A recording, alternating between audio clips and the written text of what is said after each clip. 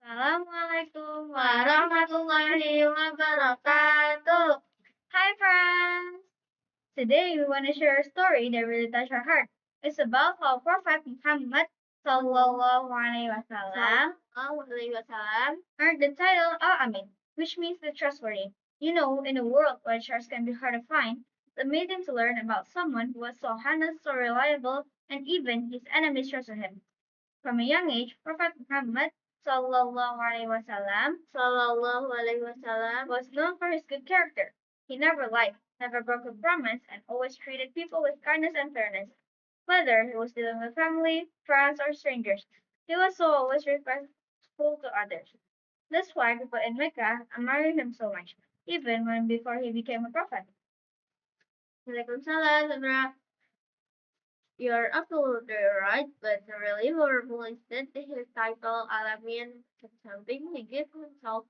It was a name the people gave him because of how he lived his life. One of the most famous moments that show this happened during the rebuilding of the Kaaba. The leaders of Makkah were arguing over who should place the black stone back in its place. It was a serious disagreement and they could find a solution. So they agreed the next person to walk into the mosque would decide. And that person was none other than Muhammad sallallahu alaihi wasallam. Sallallahu alaihi wasallam. The moment they saw him, everyone relaxed themselves. There from Salamin with him. That say a lot about his reputation. That parts always give me chills. Imagine being so trusted that people who were just about to fight suddenly agree because of your presence. And what he did next was so wise. He didn't take the honor for himself.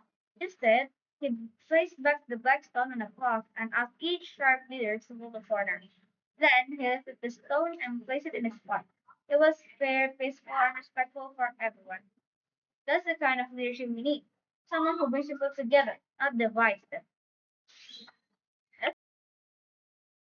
Actually, and let's open more history is that this wasn't a one-time thing.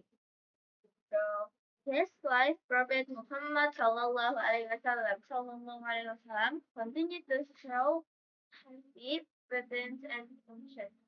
People would live their lives with him for keeping, even when they didn't agree with his message.